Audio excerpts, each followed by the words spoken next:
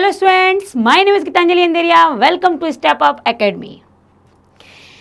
एक बात बताइए, जब हम अपने घर में किसी जानवर को पालते हैं, किसी पशु को पालते हैं, तो आपने कभी उनके बीच में मित्रता देखी है? जैसे आपने दो गायों को रखा, बैल को रखा, या आपके घर में बिल्लियां हैं, या आपने किसी पक्षी को रखा है, या आपने डॉगी को पाला हुआ है और आपने उनको जोड़े में पाला हुआ है, दो हैं और वो एक में एक इधर उधर हो जाता है तो एक को बड़ा बुरा लगता है, या वो आस पड़ोस में यदि खेलता हो वो डॉगी किसी के साथ, किसी और डॉगी के साथ, तो भी उसे बड़ा बुरा लगता है, वो नहीं मिलता। ये वाकई होता है। ये पशुओं के साथ उनकी जैसे हमारी मानवता होती ना, हम आत्मीयता से जुड़े होते, वो भी आत्मीयता से जुड़े होते हैं। उनको भी प्यार अच्छा लगता है, उनको भी मित्रता अच्छी लगती है, उनको भी खेलना पसंद है, उनको भी बात करना पसंद है। हाँ, ये बात वो है कि हम उनकी बात नहीं सुन पाते, हम नहीं समझ पाते हैं। हम कहते हैं ये रमा रही हैं ज़ोर ज़ोर से, या फिर ये भौंक रहा है बहुत तेज़ तेज़। क्यों? कारण क्या है? किस कारण से वो चीख रहे हैं, चिल्ला रहे हैं? कुछ तो ऐसा हुआ होगा। क्यों वो इतने प्यार से बैठ गई? क्यों वो चिल्लाते चिल्लाते चुप हो गए? क्या कारण क्या? और हम वो जानने का प्रयास नहीं करते, लेकिन उनको जो चाहता होगा उस घर में, वो ज़रूर प्रयास करता होगा जानने का कि आखिर है क्या कारण। तो ये जितने भी पशु पक्षी होते हैं, सबके अपने भावनाएं होती हैं, अपने विचार होते हैं। ऐसा नहीं कि उनके अंदर कोई भावना हो ना। अगर ना हो तो आपके पास जो आपने जो जानवर पाला हुआ है, जब आप घर पहुंचते हो तो वो कहता है कि पहला अटेंशन मुझे दो। वो आपके पास आता है। बिल्कुल हम डॉगी की बात कर रहे हैं, या किसी ने कैट पाली हो, या किसी ने पैरेट पाला हो, तो इनका अटेंशन होता है कि ये पहले आप उन्हें देखो, आप पहले उनसे बात करो, आप पहले उनको प्यार करो, फिर आप घर के बाकी लोगों से जाके मिलो। क्यों वो ऐसा चाह रहे हैं? क्योंकि आप उन्हें दिन भर में मिले हो, तो कुछ ना कुछ उनके अंदर तो आपके प्रति आत्मीयता है, लगाव है, प्रेम है। हम मनुष्यों को देखते हैं कि अरे ठीक है अब आ गए हैं, थोड़ी देर में बात कर लेंगे। नहीं, उनके अंदर ये है अभी मिलो, क्योंकि आप फिर उन्हें नहीं मिलोगे। तो ये होता है, पशु पक्षियों सबके अंदर ईश्वर ने प्रेम तो डाला है। वो प्रेम को समझते हैं, वो तुम्हारी कोई और भाषा ना समझें, प्यार से पुचकारना उन्हें समझ में आता है, आपका धुतकारना भी उन्हें समझ में आता है। ये मैं क्यों इतनी सारी बातें कर रही हूँ? कक्षा 9वीं के विद्यार्थियों से मेरी ये सारी बातें हो रही हैं। यदि वो जान समझ पा रहे होंगे कि ये बैल की बात कही, गाय की बात कही, या किसी भी जानवर पक्षी की बात कही, क्योंकि आपके ही जो क्षितिज है, उस क्षितिज के गद्य खंड में प्रथम पाठ है, पहला पाठ है दो बैलों की कथा। उन दो बैलों की कहानियों में आप जब उसे ध्यान से सुनेंगे ना और पढ़ोगे ना, तो आपके भी कहीं ना कहीं भावनाएं उभर आएंगी, आंखों में आंसू आ जाते। कई बार हम इतने इमोशनल, इतने भावनाओं में बह जाते हैं कि हमारे भी आंखें गीली हो जाती हैं। क्योंकि अगर उस पाठ को आप इतने डूब कर पढ़ेंगे, उसको समझ कर पढ़ेंगे, तो आपके साथ भी ऐसा होगा। अगर आंसू ना निकले, आप कहेंगे मैम इतनी जल्दी नहीं रोते, तो मन तो कहीं ना कहीं, मन को ये बात या ये कहानी आपको छू जाएगी। तो इतना अच्छा, इतनी मार्मिकता के साथ, इतना जो हमारे हृदय स्पर्शी जो कहानियाँ लिखते हैं, वो लिखने वाले यदि कोई हैं तो वाकई उनका नाम साहित्य जगत में प्रसिद्ध है, और वो हैं हमारे ही लेखक प्रेमचंद जी। इनको आप पढ़ेंगे, दो बैलों की कथा जिन्होंने लिखी है, तो हम उनको देखेंगे। सबसे पहले प्रेमचंद जी के बारे में हम लेखक परिचय है उनका ये कि प्रेमचंद जी का जन्म सन 1880 में बनारस के लम्ही गांव में हुआ था। 1880 में इनका जन्म हुआ लम्ही गांव में। उनका मूल नाम था, जो मुख्य नाम था, वो था धनपत राय। बाद में इनका नाम पड़ा मुंशी प्रेमचंद।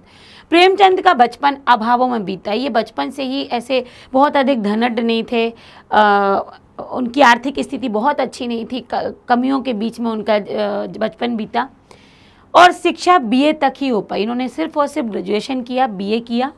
उन्होंने शिक्षा विभाग में भी नौकरी की, परंतु असहयोग आंदोलन में, उस समय असहयोग आंदोलन था, देश में जो अत्याचारों का इतना प्रभाव था, इतना प्रकोप था, उन सभी से हर एक भारतवासी उनसे हटना चाहते थे, उनसे जूझ कर, उनसे लड़कर उन्हें भगाना चाहते थे। और इस आंदोलन के संग्राम में हमारे प्रेमचंद जी भी उतर पड़े, और असहयोग आंदोलन में सक्रिय भाग लेने के लिए उन्होंने क्या किया? सरकारी नौकरी से त्यागपत्र दे दिया। त्यागपत्र मतलब रिजाइन कर दिया। और लेखन कार्य के प्रति उन्होंने उस आंदोलन में तो गए, और लेखन कार्य भी प्रारंभ किया। लेखन कार्य के प्रति पूरी तरह समर्पित हो गए। और फिर ये जो एक साहित्य जगत के, जिन्हें श्रोमणि कहा जाता है, ऐसे प्रेमचंद जी का जो देहांत हुआ वो हुआ 1936 में। 1936 में इस महान कथाकार का देहांत हो गया। 1880 में जन्म हुआ था लम्ही में और 1936 में इनकी मृत्यु हो गई। प्रेमचंद की कहानियां मानसरोवर के 8 भागों में सम्मिलित है। 8 भागों में कहानियां सम्मिलित हैं। सेवा सदन, प्रेमाश्रम, रंगभूमि, कायाकल्प, निर्मला, गबन, कर्मभूमि, गोदान उनके प्रमुख उपन्यास हैं। ये उपन्यासकार भी थे, ये कहानीकार भी थे। उन्होंने हंस, जागरण, माधुरी आदि पत्रिकाओं का भी संपादन किया। कथा साहित्य के अतिरिक्त प्रेमचंद ने निबंध एवं अन्य प्रकार का गद्य लेखन भी प्रचुर मात्रा में किया है। अधिक मात्रा में उपन्यास है, कहानियां हैं तो निबंध भी हैं।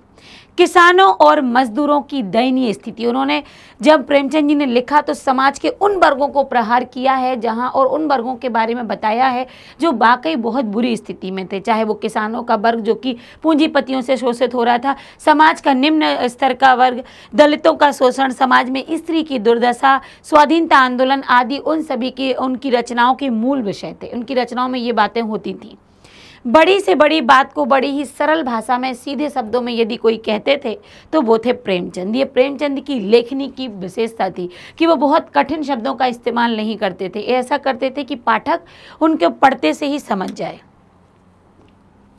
उनकी भाषा सरल, सजीव एवं मुहावरेदार थी। मुहावरों का भी प्रयोग हुआ है तथा उन्होंने अरबी, फारसी और अंग्रेजी के प्रचलित शब्दों का प्रयोग बड़ी कुशलता पूर्वक किया है। ऐसे शब्दों का प्रयोग किया, ये विदेशी शब्द थे फिर भी जो कि बोलचाल की भाषा में थे, लोग समझ पाते। 2 बैलों की कथा के माध्यम से प्रेमचंद ने कृषक समाज मतलब किसान वर्ग की ओर और पशुओं के भावात्मक संबंध, किसानों और पशुओं के मध्य जो प्रेम संबंध होते हैं, प्रेम संबंध कहने का तात्पर्य है आत्मीय संबंध, एक दूसरे के मध्य जो प्रेम है, संबंध अभावात्मक संबंध कह सकते हैं। यहाँ पर भावनाओं से जुड़े होते हैं। कैसे वो बैल को देखकर या गाय को देखकर पहचान जाते हैं ये दुखी हैं, आज ये प्रसन्न है, आज ये अपने पास हमें बुलाना चाह रहे हैं, ये भावात्मक संबंध होते हैं का वर्णन किया है। इसके साथ ही इस कहानी में प्रेमचंद ने पंचतंत्र और हितोपदेश की कथा परंपरा का उपयोग और विकास किया। जैसा कि पंचतंत्र में जो पंचतंत्र का काकोलियम जो तंत्र है या काकोलियम जो भाग है उसमें पशु पक्षियों से संबंधित कहानियां हैं। सारे में अधिकांश पंचतंत्र की पशु पक्षियों से संबंधित कहानियां हैं, जानवरों से, तो उसको, उस विचारधारा को भी उन्होंने, उस परंपरा को भी इसमें प्रयोग किया है। तो 2 बैलों की कथा जो लिखी गई है ये बड़ी ही रोचक है और इसके बारे में बताया भी गया है थोड़ा सा सार पहले तो कि अच्छा नहीं, शुरुआत ही हो गई कि जानवरों में गधा सबसे ज़्यादा बुद्धिहीन समझा जाता है। गधा ऐसा माना जाता है ना कि यार ये गधा है, इसको कुछ नहीं आता है, ये तो गधा है। तो अब गधा हम यहाँ भी इस्तेमाल कर लेते हैं मनुष्यों के लिए, ठीक है। अब गधे को गधा तो बोला क्योंकि वो गधा है, ये जानवर की बात हो रही, वो मतलब बुद्धू है, ऐसा मान लेते हैं। हम सब जब किसी आदमी को परले दर्जे का बेवकूफ़ कहना चाहते हैं, मतलब ये बिल्कुल बेवकूफ़ है, तो हम क्या कह देते हैं, उसे गधा कह के संबोधित कर देते हैं। गधा सचमुच बेवकूफ़ है या उसके सीधेपन, उसकी निरापद सहिष्णुता ने उसे यह पदवी दी हुई है, जो उसकी एकदम सरलता है, जो उसके अंदर सीधापन है, क्या वो देखकर उससे कह दिया ये गधा है? क्योंकि आज के समय में क्या होता है, जो सीधा है, जो अपनी बात कहना नहीं जानता, उसको लोग पागल समझ लेते हैं, मूर्ख समझ लेते हैं। तो ये समाज पर एक प्रहार है। समाज के बाद लोगों के लिए कहा गया है कि लोगों ने ऐसे लोगों को गधे की श्रेणी में रख दिया, और गधा भी वही ऐसा ही जानवर है, सीधा है, विरोध नहीं कर पाता वो। इसका निश्चय यह नहीं किया जा सकता। गाय सींग मारती हैं। ब्याई हुई गाय अर्थात जिस गाय ने बच्चे को जन्म दिया हो, जो मतलब बच्चा अर्थात गाय का बच्चा तो बछड़ा, गाय तो अनायास ही सिंघनी का रूप ले लेती है। बिल्कुल सही बात है।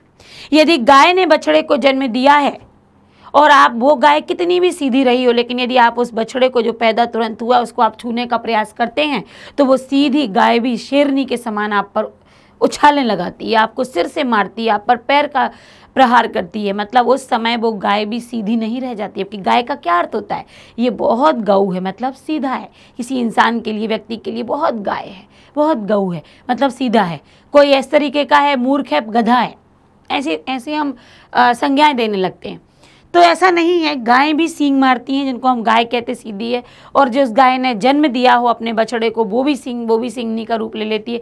कुत्ता भी बहुत गरीब जानवर है, लेकिन कभी कभी उसे क्रोध आ ही जाता। अब यहाँ पर बात कर रहे कुत्ता गरीब जानवर क्यों, यहाँ से गया, वहाँ कुछ खाने को मांगा, यहाँ किसी ने धुतकार दिया, निकाल दिया, डंडा मार दिया, तो कहते कुत्ता भी बहुत ही गरीब जानवर है, लेकिन उसे भी कभी कभी क्रोध आ जाता है। किंतु गधे को कभी क्रोध करते नहीं देखा, न सुना। जितना चाहे गरीब को मारो, मतलब उस गधे की बात हो रही है, चाहे जैसी खराब सड़ी हुई घास सामने डाल दो, उसके चेहरे पर कभी असंतोष नहीं आता, कभी वो चेहरे पर मुरझाया हुआ चेहरा उसका नहीं रहता, वो जैसा है वैसा ही रहता है। मतलब उसे विरोध करना नहीं आता है, वो सीधा जानवर है, इसलिए उसको क्या गधा कहेंगे? तो क्या गधा गधा ही है? तो यहाँ उस गधे के बारे में क्यों ये बातें की जा रही हैं, आगे समझ में आएंगी आपको कि इन लोगों के साथ गधे की है तुलना कि अगर हम कहें गाय सीधी है तो गाय भी सीधी नहीं है, तो क्या गधा गधा ही है? बैसाख का महीना होता है, ये आपका अप्रैल के समय, चैत्र बैसाख दूसरा महीना, चाहे एकाध बार कुलेल कर लेता हो, मतलब कुलेल मतलब प्रसन्न हो जाता हो, पर हमने तो उसे कभी खुश होते और नहीं देखा। उसके चेहरे पर एक विषाद स्थायी रूप से छाया रहता है, मतलब एक शांत भाव, विषाद, थोड़ा सा दुखी सा लगता है, छाया रहता है। सुख दुख हानि लाभ किसी भी दशा में उसे बदलते नहीं देखा कि आज उछल रहा है तो आज दुखी है तो आज गुस्सा कर रहा है, ऐसा कुछ भी नहीं। सुख दुख हानि लाभ कभी नहीं देखा। ऋषियों मुनियों में जितने गुण होते हैं, शांत रहना, गुस्सा ना करना, एक से भाव में रहना, ना बहुत अधिक प्रसन्न ना बहुत अधिक दुखी, ये ऋषि मुनियों के गुण होते हैं। तो ऋषि मुनियों के जितने गुण होते हैं वे सभी तो उसमें पराकाष्ठा को पहुंच गए हैं, पर आदमी उसे फिर भी बेवकूफ़ कहता है। ऋषि मुनि जैसा वो शांत है, यहाँ बताया गया जिस ऋषि मुनि शांत होते हैं, क्रोध नहीं करते हैं, किसी पर आरोप नहीं लगाते हैं, कभी बहुत अधिक प्रसन्न या बहुत अधिक दुखी उनका ये भाव नहीं, एक समान भाव होते हैं, चाहे दुर्जन आ जाए सज्जन आ जाए, तो वो तो ऋषि मुनि है। यदि यही कुछ भाव गधे के पास हैं तो उसको हमने गधा कह दिया, उसे बेवकूफ़ कह दिया। सद्गुणों का इतना अनादर कहीं नहीं देखा। प्रेमचंद जी लिखते हैं कि अच्छे गुणों का इतना अधिक अपमान हमने कहीं नहीं देखा, कि यदि वो शांत है, विरोध नहीं करता है, चुप रहता है, तो उसको गधा बेवकूफ़ कह देंगे आप। कदाचित सीधापन संसार के लिए उपयुक्त नहीं है। वो कह रहा है शायद सीधापन इस संसार में सीधा होना बेकार है, सीधा सही नहीं होना। देखिए ना, भारतवासियों की अफ्रीका में क्या दुर्दशा हो रही है। अब यहाँ पर उन्होंने कुछ बात रखी है, क्यों अमेरिका में उन्हें घुसने नहीं दिया जाता? बेचारे शराब नहीं पीते, 4 पैसे कुछ समय के लिए बचा कर रखते, कुछ समय था बुरे समय के लिए भारतवासी बचा कर रखते हैं पैसा, जी तोड़ मेहनत करते हैं, काम करते हैं, किसी से लड़ाई झगड़ा नहीं करते, 4 बातें सुनकर गम खा जाते हैं। गम खा जाना मतलब कोई दुखी हो जाना नहीं, शांत हो जाना, यहाँ गम खा जाना। देखिए उन्होंने क्या है कि बहुत अधिक साधारण शब्दों का, 1 मिनट हम थोड़ा सा आगे आ गए हैं, हाँ यहाँ तक हमने पढ़ लिया था, ठीक है। तो कह रहे हैं कि यहाँ पर गम खा जाना क्या होता है। लेखक ने, प्रेमचंद जी ने कई जगह क्षेत्रीय भाषाओं का प्रयोग किया है। गम खा जाना अर्थात शांत रह जाना। तो वो शांत रह जाते हैं, कुछ नहीं बोलते, फिर भी बदनाम है। कहा जाता है वे जीवन के आदर्श को नीचा करते हैं। अगर वे भी ईंट का जवाब पत्थर से देने लगे ना, यदि 2 टूक बात कहने लगे सीधा, तो शायद सभ्य कहलाने लग जाएं भारतवासी। जापान की मिसाल सामने है, एक ही विजय ने उसे संसार की सभ्य जातियों में गण्य बना दिया। सभ्य जातियों में गणना होने लगी है जापान की एक विजय ने। तो मतलब ये उस गधे को लेकर इसलिए बातें हो रही हैं कि आज समाज में जो शांत लोग हैं उनको लोग कुछ नहीं कहते हैं। कुछ नहीं कहने का मतलब उनको बेवकूफ़ समझ लेते हैं, इनसे कुछ नहीं आता जाता। तो इतने सारे उदाहरण प्रेमचंद जी ने दिए हैं, समाज के लिए दिए हैं ये। लेकिन गधे का एक छोटा भाई और भी है जो उससे कम ही गधा है। एक और है कोई गधा, लेकिन वो गधे से थोड़ा कम गधा है, और वह है बैल। कभी वो कहते हैं ना बैल बुद्धि, मतलब कुछ नहीं आ रहा। तो कुछ नहीं आ रहा तब भी उसको क्या, गधा है, कम गधा है। तो वह है बैल। जिस अर्थ में हम गधे का प्रयोग करते हैं, कुछ उसी से मिलते जुलते अर्थ में हम बैल का भी, बछिया के ताऊ, अब यहाँ पर देखिए बैल के लिए क्या बोला गया है, बछिया के ताऊ जी, वो है बैल। तो बछिया के ताऊ, यहाँ पर आप देखिए शब्द का प्रयोग बहुत अच्छे से संबंध दर्शाया गया है, का भी प्रयोग करते। कुछ लोग बैल को शायद बेवकूफ़ों में सर्वश्रेष्ठ कहेंगे, मगर हमारा विचार ऐसा नहीं है। बैल कभी कभी मारता भी है, कभी कभी अड़ियल बैल भी देखने में आता, जो एकदम अड़िग रह जाता, अड़ियल, टस का मस नहीं होगा, और कई रीतियों से अपना असंतोष, कई जगह वो अपना असंतोष दिखा देता है कि मैं खुश नहीं हूँ। अतएव उसका स्थान गधे से नीचे है, गधा ऊपर है, गधा बहुत अधिक शांत है, जबकि बैल कभी कभी गुस्सा दिखा देता है, तो गधे से बैल नीचे है, उच्च श्रेणी में बैल, गधे से उच्च नहीं है। आप देखिए झूरी काछी के, यहाँ पर झूरी काछी जो यहाँ का मुख्य नायक है इस कहानी का, झूरी काछी के दोनों बैलों के नाम थे। वहाँ पर जो दो बैलों की कहानी है, अब यहाँ से सही प्रारंभ हो जाती है कि दो बैल थे उनके, हीरा और मोती। दोनों पछाई जाति के थे, पिछड़ी हुई जाति के थे, पिछली जाति के थे, देखने में सुंदर, काम में एकदम चौकस चौकन्ने रह के काम करना, डील में ऊंचे, डील डॉल होता है ना शरीर का हाइट, तो ऊंचे थे। बहुत दिनों साथ रहते रहते दोनों में भाईचारा हो गया था। बहुत दिनों से हीरा मोती साथ रह रहे थे, भावनात्मक रूप से उन दोनों में स्नेह हो चुका था, मित्रता हो गई थी, भाईचारा आने हो गया था दोनों में। दोनों आमने सामने या आसपास बैठे हुए एक दूसरे से मूक भाषा में, मूक मतलब शांत वाली भाषा, मौन रह के जो बात की जाती है, मूक भाषा में विचार विनिमय करते थे। विनिमय मतलब लेन देन, विचारों का लेन देन करते थे। वो चुपचाप, या तो वो आमने सामने बैठते थे या आजू बाजू बैठते थे। एक दूसरे की मन की बात कैसे समझ जाता था हम नहीं कह सकते कि वो कैसे एक दूसरे की मन की बात पढ़ लेते थे। अवश्य उनमें कोई ऐसी गुप्त शक्ति थी जो जीवों में श्रेष्ठता का दावा करने वाला मनुष्य वंचित है। मनुष्य कहता है कि हम श्रेष्ठ हैं, सब कुछ है हमारे अंदर, हम पंच इंद्रियों से युक्त हैं, हमारे अंदर ज्ञान है, हम नई नई मशीनें बना लेते हैं, हम एक दूसरे से बात करना जानते हैं, हम पैसा कमाते हैं, हम बड़ी बड़ी पोस्ट पर हैं, हम ये कर सकते हैं, हम वो कर सकते हैं, हम सबसे उच्च श्रेणी के जीव हैं इस पृथ्वी पर। लेकिन वो कह रहे हैं कि ऐसी भाषा मनुष्य जो चीख चीख कर भी यदि कहता है तो कोई सुनने को तैयार नहीं होता। मानवता समाप्त हो चुकी है, भावनात्मकता की तो बात ही क्या कहें। लेकिन जीवों के अंदर, उन दो मूक जानवरों के अंदर इतनी आत्मीयता है कि एक दूसरे की बात सुन लेते हैं, समझ लेते हैं, लेकिन अपने को श्रेष्ठ कहने वाला मनुष्य उससे शायद वंचित है, वो शायद किसी के हृदय की बात नहीं पढ़ पाता है। तो ये बात यहाँ पर कही है, कितनी अच्छी बात कही और सच्ची भी। दोनों एक दूसरे को, बैल की बात हो रही, दोनों एक दूसरे को चाट कर, सूंघ कर अपना प्रेम प्रकट करते। आपने देखा होगा कभी जानवरों को, पशुओं को हम कह सकते हैं, जानवरों को तो हम इतने खतरनाक नहीं रखेंगे, पशुओं को जब हम रखते हैं, पालतू पशु जो होते हैं, तो आपने गाय देखा होगा अपने बछड़े को कैसे चाटती है, कैसे उसको ऐसे ऐसे करके सूंघती भी है, ये उसका प्रेम होता है और उसको समझने का प्रयास भी करती है। तो दोनों चाट कर सूंघ कर अपना प्रेम प्रकट करते। कभी कभी दोनों सींग भी मिला लिया करते थे, अपने अपनी सींगों को आपस में मिला लिया करते थे। विग्रह के नाते से नहीं, मतलब कोई ऐसा नहीं कि दूर दूर के कुछ उनको विद्रोह भी है, केवल विनोद के भाव से, केवल प्रसन्नता के भाव से वो ऐसा करते थे। आत्मीयता के भाव जैसे दोस्तों में घनिष्ठता होते ही धौल धप्पा होने लगता है, इसके मतलब आपस में खेलने लगते हैं। इसके बिना दोस्ती कुछ फुसफुसी, कुछ हल्की सी रहती है, जिस पर ज़्यादा विश्वास नहीं किया जा सकता। दोस्तों में घनिष्ठता यदि ज़्यादा घनिष्ठता होने लगती है तो कभी कभी क्या हो जाता है, कुछ ऐसी बातें भी आने लगती हैं जहाँ पर ऐसा लगता है कि नहीं, इन लोगों में ज़्यादा प्रेम था ही नहीं, स्नेह था ही नहीं, मित्रता थी ही नहीं, ज़्यादा विश्वास नहीं करते हैं। लेकिन ये दोनों मित्र ही भिन्न प्रकृति के थे।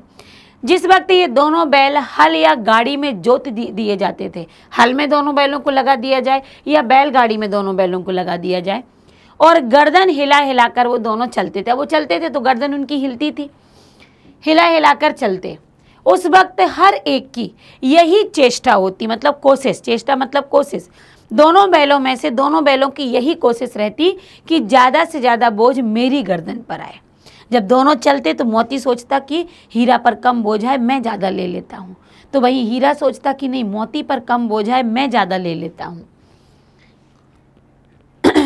दिन भर के बाद, जब दिन भर पूरा काम करके दोपहर या संध्या को दोनों खुलते थे, दोनों एक दूसरे को, दोनों बड़े प्यार से चाट चूट कर अपनी थकान मिटा लिया करते थे। एक दूसरे की गर्दन को, एक दूसरे के मुंह को चाटते, नांद में, नांद एक जो बनाते हैं ना, एक उनके लकड़ी के ऐसी चारों तरफ से बना देते हैं, वो भी नांद होती है। कोई एक बड़ा सा एक बर्तन, मतलब नांद बनती वही है, लकड़ी को चारों तरफ से या मिट्टी को ऐसे चारों तरफ से क्या कर दिया जाए, बाउंड्री बना के उस पर फिर घास भूसा दिया जाए, उसे नांद कहते हैं। नांद में खली भूसा पड़ जाने के बाद दोनों साथ में उठते, जब उनको भोजन मिलता दोनों एक साथ बैठते थे, एक साथ उठते, साथ में नांद में अपना मुंह डालते और साथ ही बैठते थे। एक मुंह हटा लेता यदि नांद में से खाने के बाद, तो दूसरा भी तुरंत उसमें से अपना मुंह हटा लेता। ये दोनों की मित्रता थी, दोनों में इतना भाईचारा था। संयोग की बात, झूरी ने एक बार गोई को ससुराल भेज दिया। गोई मतलब दोनों के जोड़े को यहाँ कहा गया कि दोनों को क्या भेज दिया, ससुराल भेज दिया। झूरी ने अपनी ससुराल मतलब अपनी पत्नी के मायके। बैलों को क्या मालूम वे क्यों भेजे जा रहे हैं, उनको नहीं पता था। उनको तो आपने एक जगह दूसरी जगह भेज दिया, वो बैल सोच ही रहे हैं कि क्यों हमको भेज रहे हैं वहां पर। समझे मालिक ने हमें बेच दिया, उन्हें लगा मालिक ने हमें कहीं और बेच दिया। अपना यूं बेचा जाना उन्हें पसंद नहीं आया, अच्छा नहीं लगा। अच्छा नहीं लगा या बुरा लगा ये किसी को भी नहीं पता, कौन जाने। पर झूरी के साले, वही पत्नी का भाई, गया उसको घर तक, जब गया, उसका नाम गया है, को घर तक गोई ले जाने में दांतों पसीना आ गया। जब वो झूरी का साला जब ले जा रहा था दोनों बैलों को, तो दोनों बैल जाने में एकदम अड़ियल, वो जा ही नहीं रहे थे, पसीने छूट गया उसको, उनको ले जाते ले जाते। पीछे से हाँकता, मतलब पीछे से उन्हें कहता लाठी से आगे बढ़ने के लिए। दोनों दाएं बाएं भाग जाते, सही सीधी रास्ते ही नहीं चल रहे थे। पगहिया पकड़कर आगे से खींचता, जो उनमें लगी रहती है ना, वो बंधा हुआ है, पगहिया पकड़कर खींचता तो दोनों पीछे की तरफ, मतलब उस रस्सी के लिए पगहिया बोला गया। जैसे आगे की तरफ खींचता तो दोनों कहाँ होते, पीछे की तरफ अपने पैर ले जाते। मारता तो दोनों सींग नीचे हुंकारते, अपने हुंकार से आवाज निकालते गुस्से में और सींग को झुका लेते। अगर ईश्वर ने उन्हें वाणी दी होती, अगर दोनों पशुओं को यदि आवाज दी होती, वाणी दी होती, तो झूरी से पूछते कि तुम हम गरीबों को क्यों निकाल रहे हो। पूछते, उन्हें अपने मालिक से प्यार था, तो कह रहे अगर इनमें वाणी होती, प्रेमचंद जी कह रहे तो दोनों पूछ ही लेते, आखिर क्या कसूर है हमारा, क्यों निकाला हमें यहाँ से, क्यों निकाल रहे हो, कहाँ भेज रहे हो। लेकिन मजबूर थे दोनों बैल।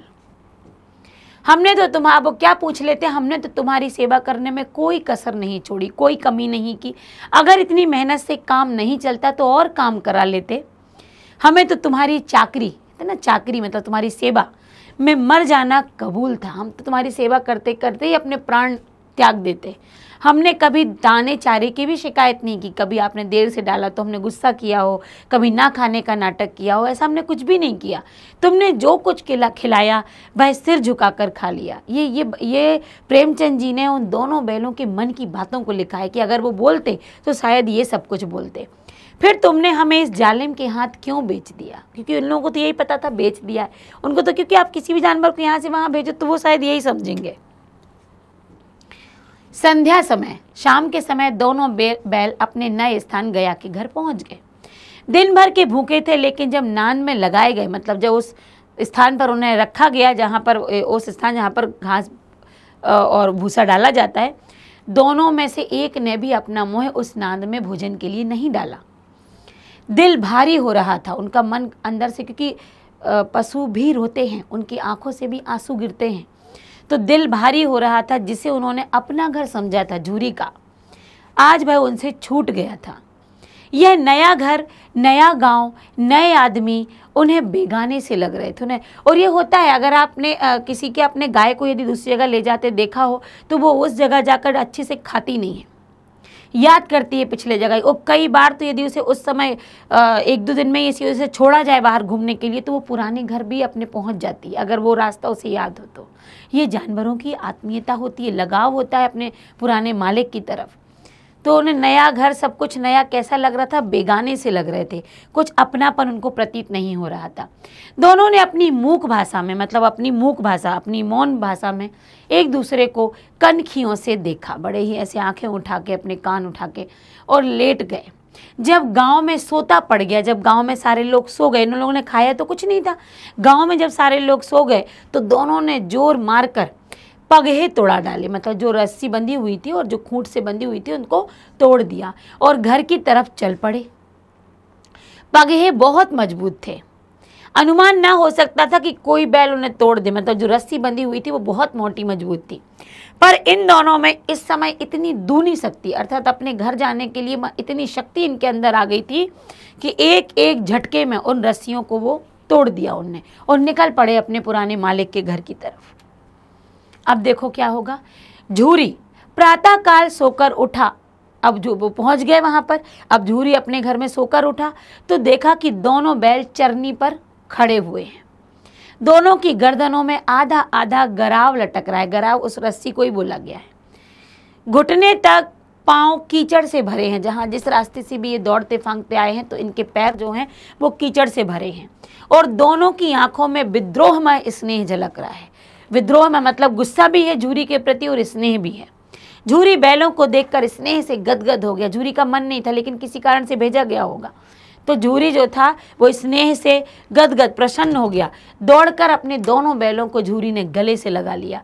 प्रेम आलिंगन और चुम्बन का वह दृश्य बड़ा ही मनोहर था। जैसे ही झूरी ने अपने बैलों को गले से लगाया, उन्हें प्यार से चूमा, उन्हें स्नेह दिया, यदि ये दृश्य देखने को मिल जाए तो बड़ा ही मनोहर, बड़ा ही आत्मीय दृश्य था। जो यहाँ पर प्रेमचंद ने, सोचो कि कितनी कल्पना के साथ, कितने भावों के साथ ये पाठ लिखा है। हर एक बात ऐसी सजीव प्रतीत हो रही है कि हाँ ये घटना घटी है और शायद हमारे आंखों के सामने घट भी रही है। घर और गांव के लड़के जमा हो गए। सब आसपास के लोग आके देखने लगे दोनों बैलों को और झूरी को। तालियां बजा बजा कर उनका स्वागत करने लगे। गांव के इतिहास में, गांव की हिस्ट्री में यह घटना अभूतपूर्व ना होने पर भी महत्वपूर्ण थी। मतलब गांव की हिस्ट्री में ये होता रहता था कि पशु एक दूसरे से, मतलब मालिक जो है वो पशुओं को लाड़ प्यार करता था, एक से दूसरी जगह भेजा जाता था। लेकिन ये कुछ अभूतपूर्व घटना थी। ये मतलब एक प्रकार से बहुत ही अभूतपूर्व तो नहीं थी, होता रहता था, लेकिन एक महत्वपूर्ण घटना थी।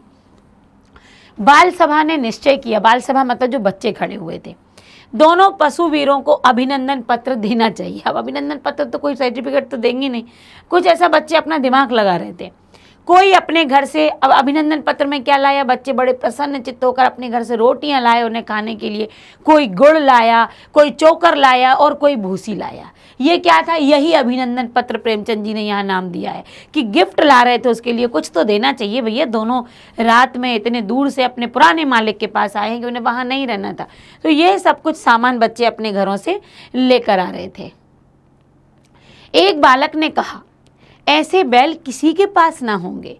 दूसरे ने समर्थन करते हुए कहा, इतनी दूर से दोनों अकेले चले आ रहे हैं। तब तक तीसरा बच्चा बोला, बैल नहीं है, वे उस जन्म के आदमी हैं। ये तो पिछले जन्म में मित्र रहे होंगे, आदमी रहे होंगे।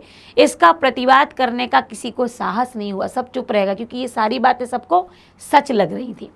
झूरी की स्त्री ने, अब झूरी की पत्नी आ गई, बैलों को द्वार पर देखा तो जल उठी। उसको गुस्सा आ गया क्योंकि उसने अपने भाई के यहाँ भेजा था और ये दोनों भाग आए थे। बोली, कैसे नमक हराम बैल हैं। नमक हराम मतलब जो आपका उपकार भूल जाएं। तो उन्होंने कहा, कैसे नमक हराम बैल हैं, एक दिन वहां काम ना किया और भाग खड़े हुए। मेरे भाई के यहाँ गए थे, कुछ काम धाम तो करते और वहां से भाग निकले, कुछ काम ही नहीं किया वहां पर। और ये दोनों बैलों को देखकर वो तो चिढ़ने लगी, गुस्सा होने लगी। झूरी अपने बैलों पर यह आक्षेप ना सुन सका। नमक हराम क्यों, चारा दाना ना दिया होगा तो क्या करते। भूरी को गुस्सा आई कि मेरे बैलों को नमक हराम कह रहे हो। अरे नहीं, वो नमक हराम नहीं है, उनके लिए दाना चारा अच्छे से नहीं दिया होगा। स्त्री ने रोब के साथ कहा, बस तुम ही तो बैलों को खिलाना जानते हो, और तो सभी कोई खिलाना पिलाना जानते ही नहीं है, सब पानी पिलाते बस होंगे। झूरी ने चिढ़ाया, चारा मिलता तो क्यों भागते बेचारे, कुछ तो देते, आखिर वो क्यों हमारे पास आ गए, उन्हें वहाँ कुछ मिला ना होगा। तो ये दोनों के पति पत्नियों के मध्य इस प्रकार की बातें अभी चल ही रही। तो चलती हुई बातों में अब देखिए आगे क्या होता है। स्त्री चिड़ी, अब ऐसा बोला पति ने, गाँव किसका, बैलों का पक्ष लेते हुए। भागी, तो वो बोलती है, भागे इसलिए कि वे लोग तुम जैसे बुद्धुओं की तरह बैलों को सहलाते नहीं हैं। हमारे मायके वाले तुम्हारे ऐसा नहीं करते हैं, बड़ा प्यार कर रहे हैं बैलों को, इसलिए ये भाग आए वहाँ से। खिलाते हैं तो रगड़ कर जोतते भी हैं, यदि वो खाना देते हैं ना तो पूरा काम करवा लेते हैं। ये दोनों ठहरे कामचोर, हीरे मोती को कह रहे थे, ये दोनों कामचोर ठहरे, भाग निकले। अब देखो कहाँ से खली और चोकर मिलता है। अब वो अड़ गई कि अब तो हमें से खाना नहीं देंगे दोनों को, सूखे भूसे के सिवा कुछ ना दूंगी, कुछ भी उसमें खली नहीं डालूंगी, कुछ भी उसमें आटा चोकर नहीं डालूंगी, खाली भूसा दूंगी। खाएं और चाहे मरें। अब ये तो स्त्री बोल रही थी, गुस्से में कुछ भी बोलेगी वो। वही हुआ, मजूर को कड़ी ताकीद कर दी गई। जो मजूर था, मतलब जो इन लोगों को दाना पानी डालता था, उसके लिए कड़ी ताकीद कर दी गई। मतलब उससे कड़ी बात ये कह दी गई कि ऐसा ही करना है। उसे ये ऑर्डर दे दिया गया कि बैलों को खाली सूखा भूसा दिया जाए और कुछ भी ना दिया जाए। तो ये क्या था, एक अब यहाँ पर गुस्से में आकर, चिढ़ में आकर ये झूरी की पत्नी ने यहाँ पर बैलों के लिए ये कर दिया कि आखिर जब ये सूखा सूखा खाएंगे ना तो अपने आप वहाँ जाएंगे। अब लौट कर आए हैं, हम कुछ देने वाले नहीं हैं। लेकिन चूंकि वो मूक थे, जानवर थे, क्या वो बोल पाते? वही तो प्रेमचंद ने बताया कि यदि बोल पाते तो शायद वो इतना सब कुछ कह देते, लेकिन बोल नहीं पा रहे। और उनके ऊपर वो तो प्रेम था कि वो लौट आए, जो वहीं रह जाते। लेकिन ये बात पत्नी कहाँ समझने वाली थी। देखते हैं कि अब आगे क्या कहते हैं और आगे क्या बात होती है, क्या होता है इन बैलों के साथ। चलिए तो देखते हैं। बैलों ने नांद में मुंह डाला। अब उसने कह दिया था खाली भूसा देना चाहिए। बैलों ने नांद में मुंह डाला तो फीका फीका। अब उसमें ना खली है, ना उसमें किसी भी प्रकार का वो चोकर है, कुछ नहीं है, ना कोई चिकनाहट, ना कोई रस। क्या खाएं? आशा भरी आंखों से द्वार की ओर ताकने लगे कि आखिर ये क्या दिया हमको। झूरी ने मजूर से कहा, थोड़ी सी खली क्यों नहीं डाल देता? मालकिन मुझे मार ही डालेंगी, ऐसा उस व्यक्ति ने कहा जो उसके यहाँ काम कर रहा था इन लोगों को खली भूसा डालने का। चुरा कर डाला। ये कौन कह रहा है? झूरी। चुरा कर डाला, मालकिन को पता नहीं चलना चाहिए। ना दादा, पीछे से तुम ही उनकी सी ही कहोगे। जब मैं डाल दूंगा तो तुम भी मुझ पर ही नाराज होगे, तो मैं डालूं कि नहीं? दूसरे दिन झूरी का साला फिर आया और बैलों को ले चला। फिर से दूसरे दिन आया वो, उसने बैलों को ले लिया। बैलों को लेकर आगे बढ़ा। अब कि उसने दोनों को गाड़ी में जोता। दो चार बार मोती ने गाड़ी को सड़क की खाई में गिराना चाहा। मोती ने जबरदस्ती किया कि जाना तो चाह नहीं रहे थे, वो लेने आ रहे थे। मोती जबरदस्ती उस गाड़ी को खाई की तरफ खींचने लगा। उसका मन हुआ कि इसको खाई में गिरा दें, पर हीरा ने संभाल लिया। वह ज़्यादा सहनशील था। हीरा बात को संभाल लेता था, सहन कर जाता था। संध्या समय घर पहुंचकर जब दोनों गया के घर पहुंच गए, उन दोनों को मोटी रस्सियों से बांधा गया कि अब ये दोबारा ना भाग जाए। और कल की शरारत का मजा भी चखाया गया। क्या मजा चखाया गया? फिर वही सूखा भूसा डाल दिया जो वहाँ पर झूरी की बीबी ने डाला था, और वहीं झूरी के साले ने भी उन दोनों बैलों को सूखा भूसा दे दिया। अपने दोनों बैलों को खली, चूनी, सब कुछ दी। जो गया के पुराने 2 बैल थे उनको तो सब कुछ दिया, लेकिन इन दोनों बैलों को एक दिन पहले की शरारत का मजा चखाने के लिए दंड स्वरूप केवल खाली भूसा ही दिया। अब देखिए, जो बैल इतने भूखे थे उनको दोनों तरफ से यही मिल रहा था। दोनों बैलों का ऐसा अपमान कभी नहीं हुआ था। झूरी ने इन्हें फूल की छड़ी से भी नहीं मारा था। उसकी टिटकार पर, मतलब जैसे वो थोड़ा डांट दे, दोनों उड़ने लगते थे। यहाँ मार पड़ी, मतलब टिटकार पर, मतलब कहीं ना कहीं वो उनको एक कहते ना प्यार करना, पुचकारना। यहाँ मार पड़ी। आहत सम्मान की व्यथा तो थी ही, मतलब जहाँ सम्मान पर तो चोट आई कि वहाँ गए तो उन्होंने सूखा खिलाया, यहाँ आए तो इन्होंने सूखा खिलाया, इस तरीके से मैं दंडित किया। ये तो व्यथा थे ही, ये तो दुख का कारण था ही, साथ ही मिला सूखा भूसा। नांद की तरफ आंखें तक ना उठाई। नांद की तरफ उन्होंने खाने के लिए अपनी नज़र को भी नहीं उठाया। दूसरे दिन गया ने बैलों को हल में जोता, और इन दोनों ने जैसे पाँव ना उठाने की कसम खा रखी थी। उसने तो हल में जोत लिया कि आप चलते हैं खेत की तरफ, लेकिन दोनों बैल अपने पैर टस से मस नहीं कर रहे थे, अर्थात हिला नहीं रहे थे। वह मारते मारते बैलों को थक गया, पर दोनों ने अपना पाँव नहीं उठाया, चले ही नहीं दोनों बैल। एक बार जब उस निर्दयी ने हीरा की नाक पर खूब डंडे जमाए तो मोती का गुस्सा काबू से बाहर हो गया। हल लेकर भागा। हल, रस्सी, जुआ, जोत सब टूट टाट कर बराबर हो गया। इसको गुस्सा आ गया कि इसने हीरा को नाक पर मार रहा है। गले में बड़ी बड़ी रस्सियां ना होती तो दोनों पकड़ाई में ना आते आज। हीरा ने मूक भाषा में कहा, शांत भाषा में अपने मित्र से कहा, भागना व्यर्थ है, मत भागो, पकड़े जाएंगे फिर से। अब देखिए, मोती ने उत्तर दिया अपनी मूक भाषा में ही, तुम्हारी तो इसने जान ही ले ली थी, अब की बड़ी मार पड़ेगी, पड़ने दो। बैल का जन्म लिया है तो मार से कहाँ तक बचेंगे। मोती कहता है कि तुम्हें तो उसने जो मारा है तुम्हें मार ही डालता, तो अब की तो बहुत पड़ेगी। हीरा ने कहा, मोती ने कहा पढ़ने दो, अब जब बैल का जन्म लिया है तो मार खा लेंगे। गया 2 आदमियों के साथ दौड़ा आ रहा है, दोनों के हाथों में लाठियां हैं। ये भागे थे, अब 2 आदमी लाठी लेकर आ रहे हैं। मोती बोला, कहो तो चखा दूं, दिखा दूं सबको मजा, मैं भी लाठी लेकर आ रहा है। हीरा ने समझाया, नहीं भाई खड़े हो जाओ, मुझे मारेगा तो मैं भी 1-2 को गिरा दूंगा। उसने कहा कि यदि मुझे मारेगा ना मोती ने, तो मैं 1-2 को फिर तो पछाड़ ही दूंगा। नहीं, हमारी जाति का यह धर्म नहीं है। कौन कहता है ये? हीरा कहता है कि हमारी जो बैल जाति है उसका धर्म ये नहीं है। मोती दिल में ऐंठ कर रह गया, वहीं के वहीं चुप होकर रह गया। गया आ पहुंचा, दोनों को पकड़ कर ले चला। कुशल हुई कि उसने उस वक्त मारपीट ना की, नहीं तो मोती भी पलट पड़ता। उसके तेवर देखकर गया और उसके सहायक समझ गए कि इस वक्त टाल जाना ही मसलहत है। मतलब वो समझ गए कि अभी बैल क्या है, बहुत क्रोध में है, यदि इनको अभी मारा पीटा जाता है तो ये दोनों क्या होंगे, भड़क जाएंगे। आगे है, आज दोनों के सामने वही सूखा भूसा लाया गया। दोनों चुपचाप खड़े रहे। अब वो और गुस्से में था। गया ने अभी भी इनको अच्छा भोजन नहीं दिया। घर के सारे लोग भोजन करने लगे। उस वक्त एक छोटी सी बच्ची 2 रोटियां लिए वहाँ घर के अंदर से निकली और दोनों के मुँह में देकर चली गई। 2 रोटियां लेकर निकली और वह दोनों के मुँह में देती है और आगे बढ़ जाती है। एक रोटी से भूख कहाँ शांत होने वाली थी, क्योंकि दोनों काफ़ी भूखे थे, पर दोनों के हृदय को मानो भोजन मिल गया।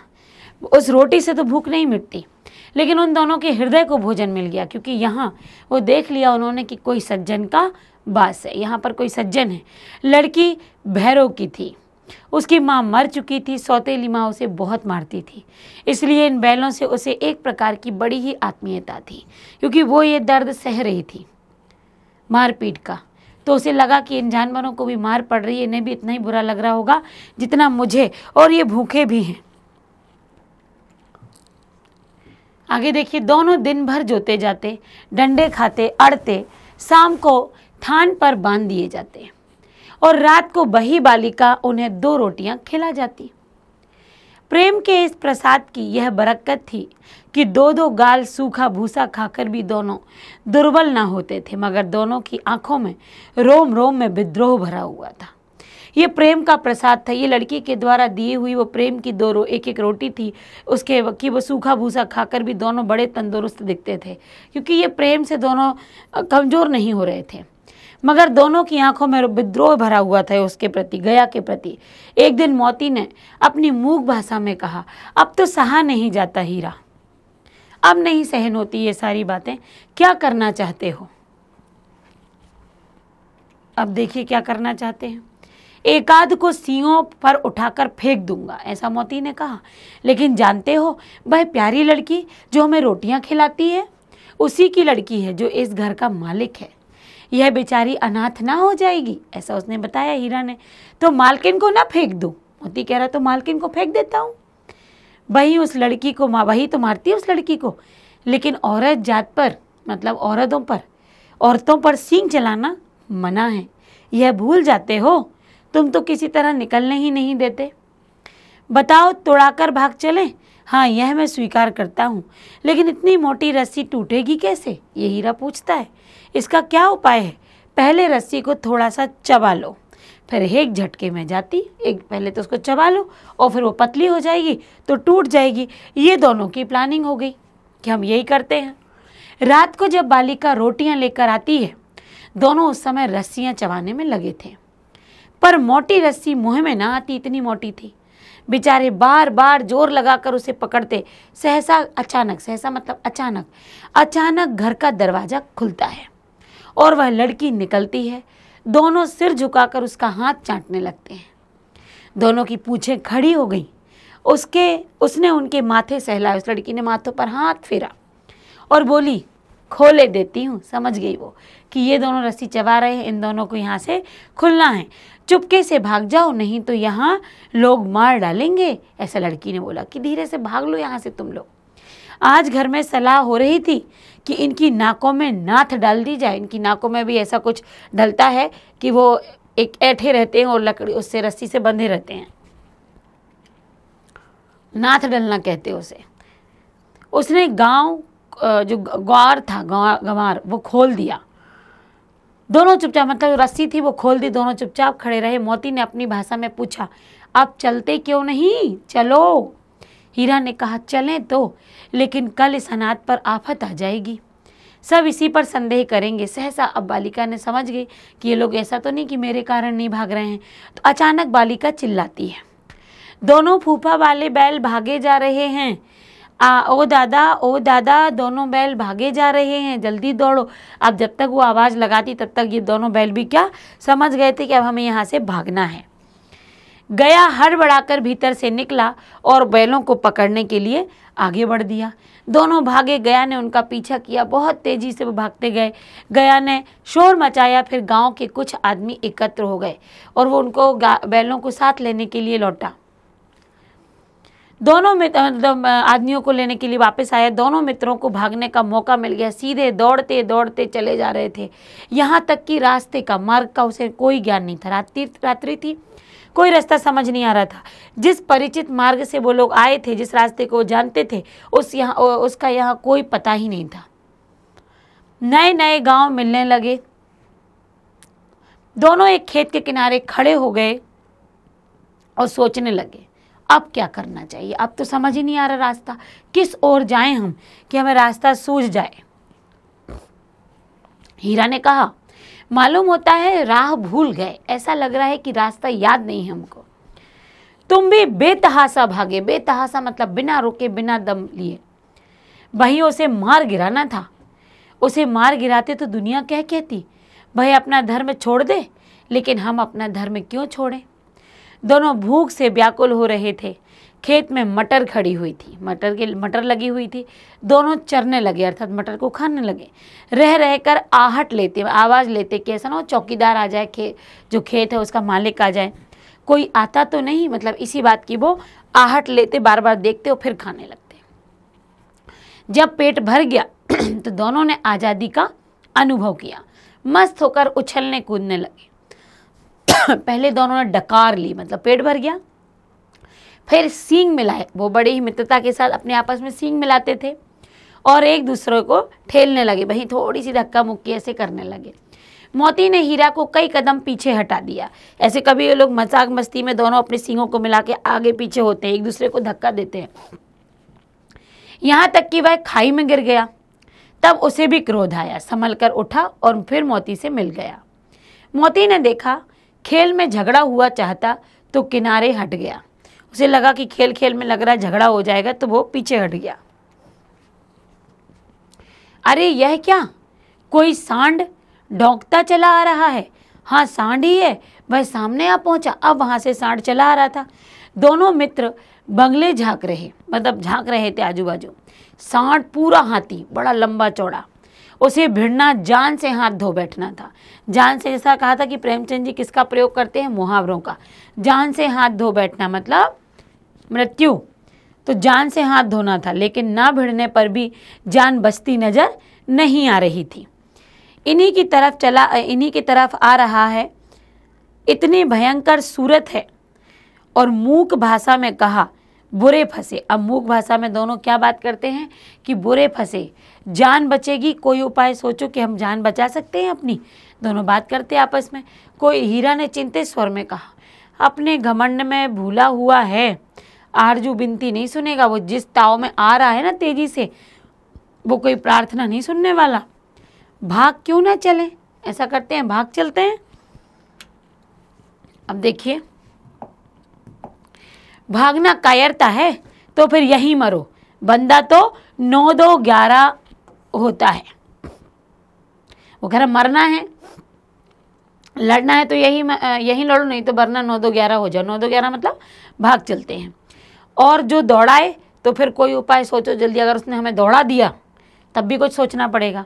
उपाय यही है कि उस पर दोनों जने एक साथ चोट करें, मतलब दोनों जने मतलब दोनों मिलकर उसको एक साथ उस पर वार करें। एकता में तो शक्ति होती है। मैं आगे से रगेदता हूँ और तुम पीछे से। दोहरी मार पड़ेगी तो वो भाग खड़ा होगा। आगे पीछे से हम उसके हो जाते हैं और जब उसे लगेगा कि दोनों तरफ से हम परेशान हो रहे हैं तो भाग जाएगा। मेरी ओर झपटे, तुम बगल से उसके पेट में सींग घुसेड़ देना। घुसेड़ देना मतलब घुसा देना, अर्थात सींग मार देना उसको। जान जोखिम है पर दूसरा उपाय नहीं है। वो कह रहा है जान जोखिम का काम है, हो सकता है बहुत भयानक लड़ाई हो, वो हमें मार डाले, लेकिन अब कुछ कर नहीं सकते, उससे भिड़ना तो पड़ेगा। दोनों मित्र जान हथेलियों पर लेकर लपके। सांड को भी संगठित शत्रुओं से लड़ने का तजुर्बा न था। तजुर्बा मतलब होता है अनुभव, कि दोनों से एक साथ कैसे लड़ा जाए ये सांड भी नहीं जानता था।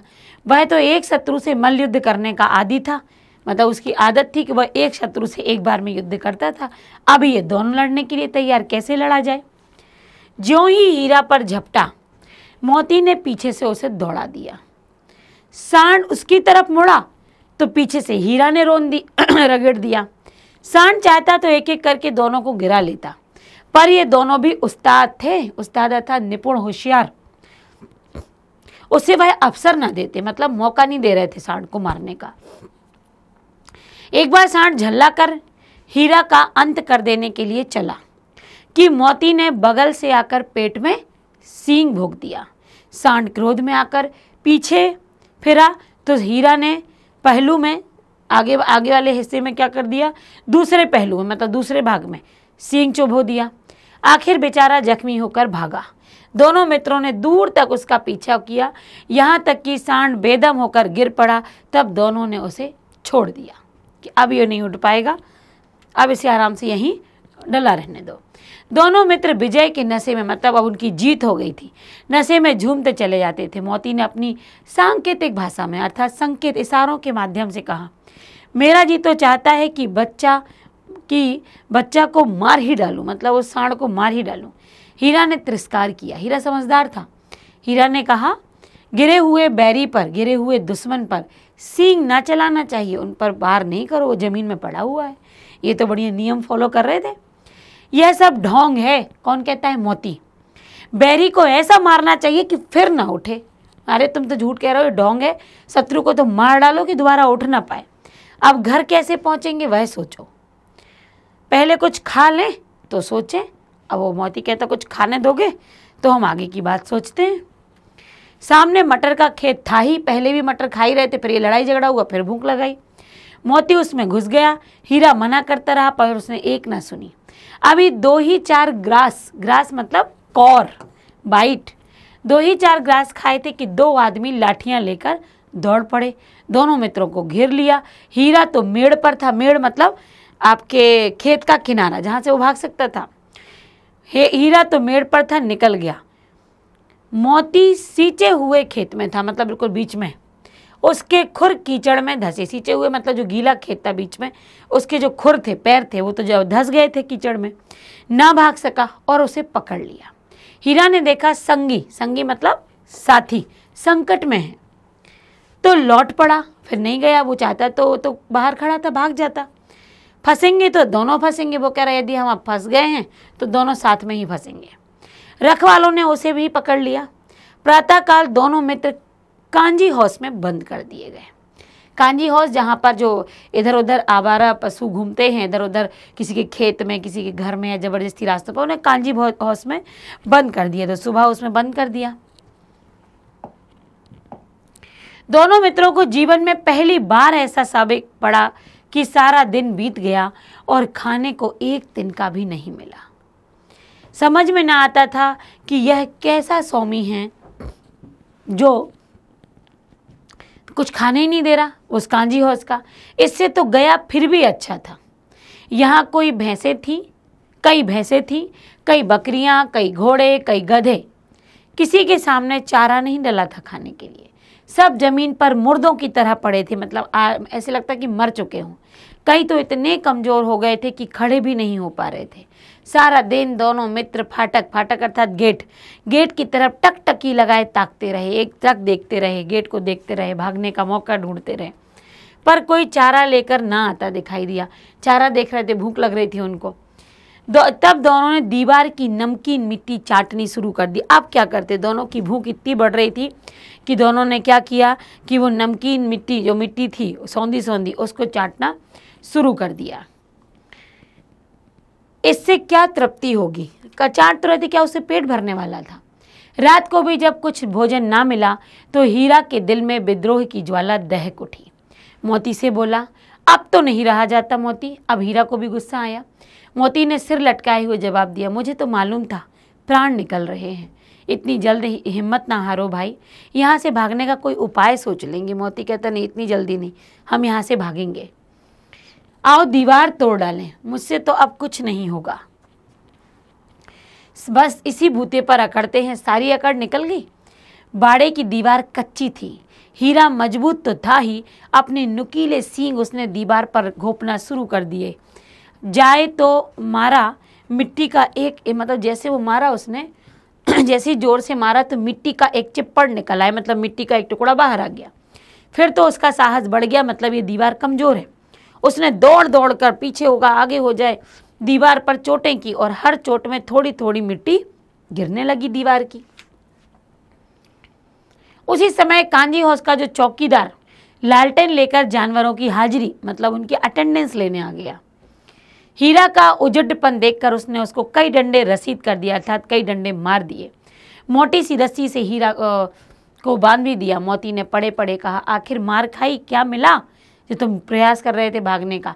अपने बूते भर तो जोर तो मार दिया, अब मतलब तुमने अपनी शक्ति से तो वो जोर लगा दिया उसको तोड़ने का। ऐसा जोर मारना किस काम का कि बंधन में पड़ गए।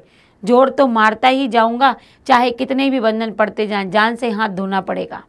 हीरा कह रहा, मैं जोर तो लगाऊंगा अब यहाँ से निकलने के लिए। कुछ परवाह नहीं, यूं ही तो मरना ही है। सोचो दीवार खुद जाती तो कितनी जानें बच जाती। इतने भाई यहाँ बंद हैं, किसी की देह में जान तक नहीं है। 2-4 दिन और यही हाल रहा तो ये वो कह रहे हैं कि यहाँ, अब दोनों आपस में बातें कर रहे हैं कि देखो मैं निकलने का प्रयत्न कर रहा हूँ, देख रहे हो यहाँ कितने लोग कैसे पड़े हुए हैं, अगर 2-4 दिन नहीं निकले तो हम सब यहीं के यहीं मर जाएंगे।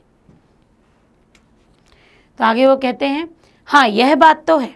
अच्छा तो ला, फिर मैं भी जोर लगाता हूँ। मोती ने भी दीवार में उसी जगह सींग मारा, थोड़ी सी मिट्टी और गिरी और हिम्मत बढ़ी। फिर तो दीवार में सींग लगाकर इस तरह जोर करने लगा मानो किसी प्रतिद्वंदी से लड़ाई हो रही, मतलब कोई विरोधी लड़ रहा हो। आखिर कोई 2 घंटे की जोर आजमाई के बाद, जोर लगाने के बाद दीवार ऊपर से लगभग 1 हाथ गिर गई। उसने दूनी शक्ति, अर्थात अब दुगनी शक्ति से दूसरा धक्का मारा तो आधी दीवार गिर गई। अब वहाँ जानवर थे वो इतना प्रयास नहीं कर रहे थे, लेकिन इन दोनों मित्रों ने प्रयास किया, वो भी अपने लिए नहीं, सभी के लिए। दीवार का गिरना था कि अधमरे से पड़े हुए सभी जानवर चेत उठे, सब में जान सी आ गई। तीनों घोड़ियां सरपट भाग निकली। जो घोड़ियां थी वो फटाफट उसको टूटा हुआ देखकर बाहर भाग गई। इसके बाद भैंसें भी खिसक गईं।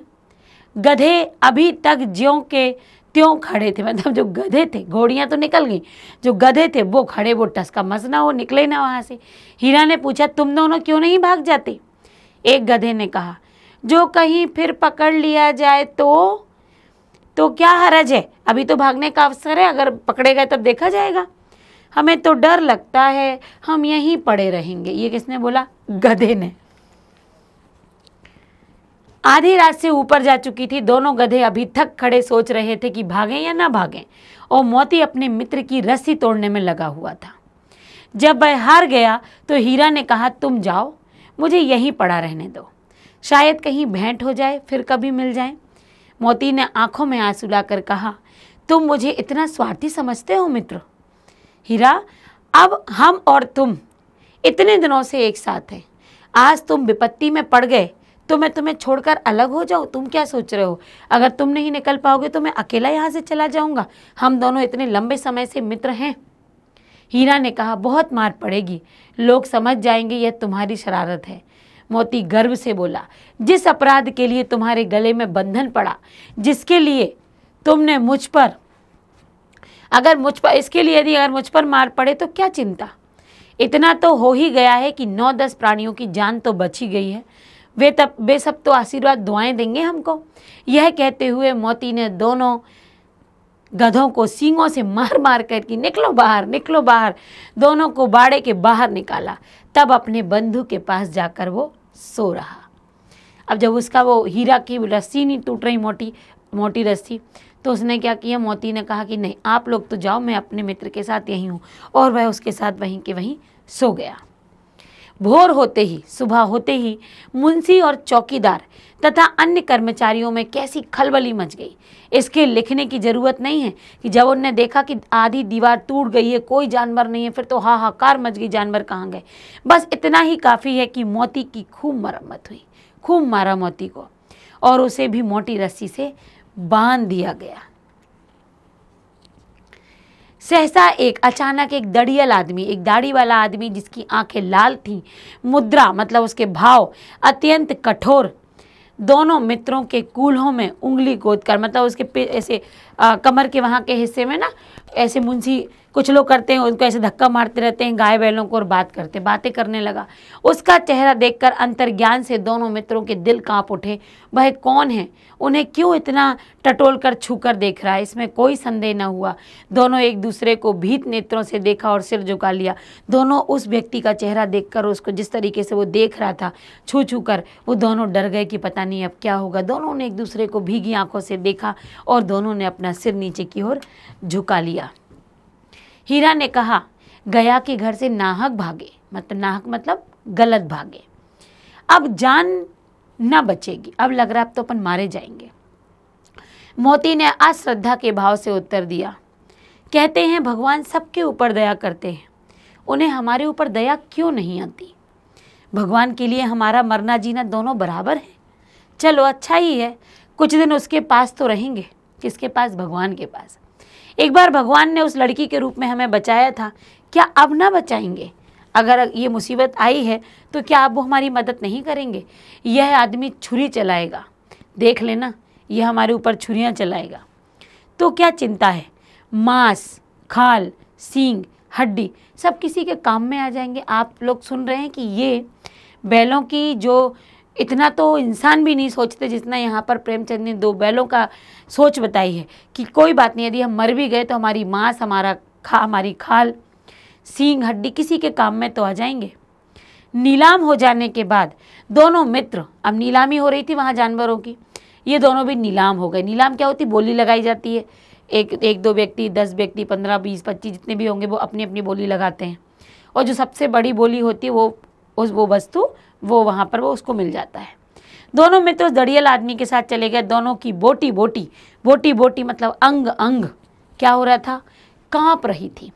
बेचारे पांव तक ना उठा सकते थे, भय के मारे गिरते पड़ते बस भागे जा रहे थे डर के मारे, क्योंकि जरा भी यदि धीमी गति से चल पड़े तो वो एक बार फिर से डंडा मार देगा। और ये दोनों बैल बहुत पिट चुके थे और उनको खाने भी नहीं मिला था, तो दोनों बहुत कमज़ोर भी थे। रास्ते में गाय बैलों का एक रेवड़, एक झुंड हरे भरे हार मतलब खेत में चरता नजर आया। सभी जानवर प्रसन्न थे, चिकने चपल, मतलब वो एकदम स्वस्थ थे। कोई उछलता तो कोई आनंद से बैठकर पागुर करता, मतलब आवाज निकालता। कितना सुखी जीवन था इनका, पर कितने स्वार्थी हैं हम सब। किसी को चिंता नहीं कि वो कह रहे हैं कि ये सारे कितने प्रसन्न जानवर हैं, लेकिन कितने स्वार्थी हैं। क्या इन्हें चिंता नहीं कि इनके साथ के 2 भाई बाधिक के हाथ पड़े कैसे दुखी हैं? क्या ये लोग देख नहीं पा रहे, सोच नहीं पा रहे कि हम दोनों इस व्यक्ति के साथ जा रहे हैं, हम भी तो इन्हीं के भाई हैं। सहसा दोनों को ऐसा मालूम हुआ कि यह परिचित रहा है। अचानक उन जानवरों से, उन पशुओं से नजरें हटकर रास्ते पर नजर गई तो दोनों को ऐसा लगा, अरे ये रास्ता तो बड़ा जाना पहचाना लग रहा है। हाँ, इसी रास्ते से गया हमें ले गया था। वही खेत हैं, वही गांव हैं, वही बाग हैं, और प्रति क्षण उनकी चाल तेज होने लगी। लगातार वो और तेज गति से चलने लगे। सारी थकान, सारी दुर्बलता, सारी कमजोरी गायब हो गई। आह, यह लो, अपना ही हार आ गया। अब उन्होंने देखा, अरे ये तो हमारा खेत आ गया, हम सही रास्ते जा रहे हैं। इसी कुएं पर हम पुर चलाने आया करते थे। पुर ऐसा चक्र होता है जिसमें वो चलाते हैं, पानी जिससे निकलता है और खेतों में सिंचाई होती है, यही वो कुआं है। अब वो सब कुछ पहचान गए। अब जैसे अपना घर आता है तो हम सारी थकान भूल जाते हैं, ये भी थकान भूल गए। मोती ने कहा हमारा घर नगीज आ गया, अर्थात में हमारा घर नज़दीक आ गया है। हीरा बोला भगवान की दया है, मैं तो अब घर भागता हूँ, यह जाने देगा। अब वो आंसर करती है, यह जाने देगा, इसे मैं मार गिराता हूँ। नहीं नहीं, दौड़कर थान पर चलो, वहाँ से हम आगे ना जाएंगे, वहाँ से हम आगे बढ़ेंगे ही नहीं। दोनों उन्मत्त होकर बछड़ों की भांति, जैसे बछड़े कुलेल करते हैं, उछलते हैं, कूदते हुए जाते हैं, बछड़ों की भांति घर की ओर दौड़े। भाई हमारा थान है। दोनों दौड़कर अपने थान पर आए और खड़े हो गए। दड़ियल बैल भी पीछे पीछे दौड़ा चला। दड़ियल आदमी, बैल नहीं, दड़ियल आदमी, दाढ़ी वाला बैल नहीं होता, आदमी होता है, वो भी पीछे पीछे भाग रहा था। झूरी द्वार पर बैठा धूप खा रहा था, धूप सेक रहा था। बैलों को देखते ही दौड़ा और उन्हें बारी बारी से गले लगाने लगा। मित्रों की आंखों से आनंद के आंसू बहने लगे और झूरी का हाथ दोनों के दोनों मित्र चाट रहे थे। क्यों चाट रहे थे? इतने दिनों के बाद, जब जैसे ही वो इतने दिनों के बाद फिर ढूंढते हुए आ गए तो दोनों मित्र, दोनों ही हीरा और मोती अपने स्वामी का हाथ चाटने लगे प्रसन्नता के साथ। और दोनों मित्रों की आंखों, मैंने कहा था ना कि जानवर, पशु भी रोते हैं, उन्हें भी आत्मीयता, उन्हें भी भावनात्मक रूप से वो भी एक दूसरे से जुड़ते हैं। दड़ियल ने जाकर बैलों की रस्सियाँ पकड़ ली। अब दड़ियल पीछे ही आ रहा था। झूरी ने कहा मेरे बैल हैं। तुम्हारे बैल कैसे? मैं मवेशी खाने अर्थात कांजी हौज से नीलामी में लाया हूँ। मैं तो समझा हूँ कि तुम चुराए लिए हो। चुपके से चले जाओ, मेरे बैल हैं, मैं बेचूंगा तो बिकेंगे। अब ऐसा झूरी ने बड़ी हिम्मत करके बोला, किसी को मेरे बैल नीलाम करने का क्या अधिकार है? ये मेरे बैल हैं। जाकर थाने में रपट कर दूंगा, मतलब मैं जाकर आपकी रिपोर्ट लिखवा दूंगा कि आप मेरे बैलों को ले जा रहे हो। मेरे बैल हैं, इसका सबूत है कि मेरे द्वार पर खड़े हैं। अगर ये मेरे दरवाजे पर आए हैं तो ये किसके बैल हैं? ये मेरे बैल हैं। दड़ियल झल्ला कर बैलों को जबरदस्ती पकड़ ले जाने के लिए बढ़ा। उसी वक्त मोती ने सींग चलाया। दड़ियल पीछे हटा, मोती ने और उसे पीछे किया। दड़ियल भागा, मोती और उसके पीछे भागता गया, उसको डराता गया। और गांव के बाहर निकल, जब वो दड़ियल गांव के बाहर निकल गया तब मोती ने सांस ली। भय खड़ा दड़ियल का रास्ता फिर भी देखता रहा कि दोबारा आएगा तब भी मैं इसे रगेड़ूंगा। दड़ियल दूर खड़ा धमकियां दे रहा था, गालियां निकाल रहा था, पत्थर फेंक रहा था। और मोती विजयी शूर की भांति उसने जंग हासिल कर ली, उसने जीत लिया उस जंग को। तो क्या एक सूरवीर की भांति उसका रास्ता रोके खड़ा था कि तू आ, देखता हूं मैं। गांव के लोग यह तमाशा देख रहे थे और हंस भी रहे थे। जब दड़ियल हार कर चला गया तो मोती अकड़ता हुआ लौटा, बड़ी अपनी शान में, जोश में। हीरा ने कहा, मैं डर रहा था कि कहीं तुम गुस्से में आकर उसे मार न डालो। अगर वह मुझे पकड़ता तो मैं बेमारे ना छोड़ता, फिर तो मैं उसे मारता, ऐसा मोती ने कहा। अब ना आएगा, आएगा तो दूर से ही खबर लूंगा, देखो कैसे ले जाता है, जो गोली मरवा दे। मर जाऊंगा पर उसके काम तो ना आऊंगा। हमारी जान तो कोई जान ही नहीं समझता, जिसको देखो वो हमें डंडे चलाता रहता है, जिसको देखो वो हमें मार देता है। इसलिए हम इतने सीधे हैं, इसलिए मार देता है कि हम सीधे हैं। जरा देर में नादों में खली, भूसा, चोकर, दाना भर दिया गया। थोड़ी देर में नादों में झूरी ने सब कुछ डाल दिया, चोकर, भूसा, दाना, खली। दोनों मित्र खाने लगे। झूरी खड़ा दोनों को सहला रहा था, बड़े प्यार से उनके ऊपर हाथ फेर रहा था, हाथों से सहला रहा था। 20 लड़के, मतलब कई बच्चे, लड़के व लोग तमाशा देख रहे थे। सारे गांव में उत्साह सा मालूम हुआ, सारे लोग प्रसन्न हो गए। उसी समय मालकिन ने आकर फिर अब कुछ न बोला और दोनों बैलों के माथों को चूम लिया। और यहाँ पर आपका पाठ समाप्त। आप देख रहे हैं पाठ में कितनी आत्मीयता, कहीं भोलापन भी है, कहीं मजाक भी है, कहीं हंसी भी आती है, कहीं उन बैलों की हरकतों पर किस तरीके से मारा, लेकिन बैलों को कितना दुख मिला, मन में दुख भी होता है। तो ये जो जितनी भी बातें प्रेमचंद इस कहानी में उन बैलों के माध्यम से लिखी हुई है, उस बात को यदि समाज पर भी लागू किया जाए तो वो होगी कि कोई व्यक्ति यदि इस तरीके से किसी पर अत्याचार नहीं कर रहा है, अपनी तरफ से नहीं बोल रहा है, तो लोग उसे क्या समझते हैं कि इसको तो कुछ भी नहीं आता, ये कुछ नहीं कर सकता, ये कमज़ोर है। तो कहीं ना कहीं ये प्रहार है समाज पर भी। दूसरा, यहाँ आत्मीयता बताई गई है कि आज मनुष्य मनुष्य के लिए नहीं मरता, लेकिन एक पशु पशु के कारण एक दूसरे के लिए मरते हैं कि तू मरेगा तो मैं भी मर जाऊँगा, लेकिन तुमको छोड़ के नहीं जाऊँगा। और यहाँ अंत में मालकिन ने भी जब उन पशुओं के अंदर इतना आत्मीय प्रेम देखा तो वो भी फिर कुछ ना बोली और दोनों के ही माथे को चूम लिया और सभी की आंखों में आंसू थे।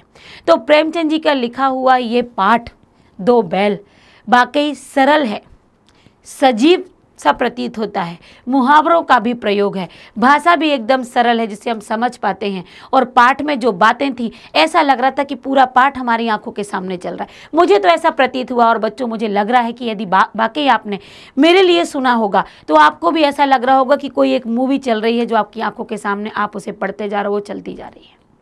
इतनी ही यदि हम तन्मयता के साथ पढ़ाई करते हैं, इतनी तन्मयता के साथ यदि आप हिंदी की कहानियों को बाकी सुनते हैं, तो याद रखिए कि इससे बनने वाले जो भी प्रश्न हैं, अंदर के यदि MCQ हैं, मुझे ऐसा विश्वास है आप एक भी नहीं छोड़ोगे, सारे आपसे बनेंगे। क्योंकि इसके लिए कि अंदर से MCQ निकल कर आए, पाठ पढ़ना बहुत आवश्यक होता है। मैंने इस पाठ में एक अक्षर भी नहीं छोड़ा, पूरा आपको समझाया है। कहीं से भी पूछ लिया जाए और आपने यदि मुझे सुना है तो आप पूरा पाठ कर पाएंगे। अभी पूरा पाठ हुआ नहीं है, जब इसके अभ्यास आएंगे तो आप देखिएगा कि इसके अभ्यासों को आप कितने आराम से कर लेते हैं। बहुत देर नहीं लगेगी इनके अभ्यासों को आने में, नहीं तो आप पाठ भूल जाएंगे। तो आप अभ्यास का इंतजार करते रहिए। पाठ को जो आपने आज याद किया है वो याद भी दिमाग में बनाए रहेगा।